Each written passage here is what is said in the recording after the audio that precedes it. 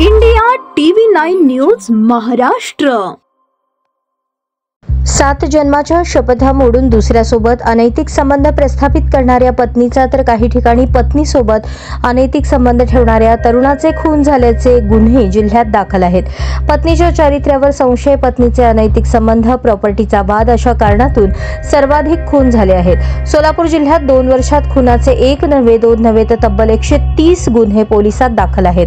अक्कलकोट तालुक्यात पोटच्या मुलानेच प्रेयसीच्या साथीने जन्मदात्या आईचा खून केला, तर पत्नीसोबत घरात दिसलेल्या तरुणाचा मंगळवेढ्यात पतीने खून केला।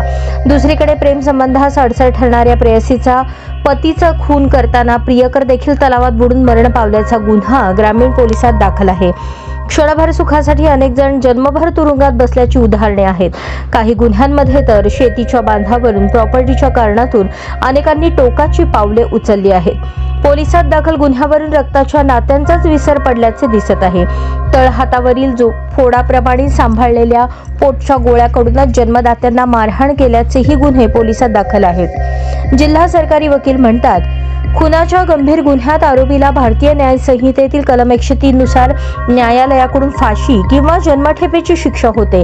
आरोपी जन्मठेपेची शिक्षा भोगत असताना पॅरोलवर बाहेर आला आणि त्याने पुन्हा खून केल्यास त्याला फाशी किंवा जन्मठेपेची शिक्षा होऊ शकते।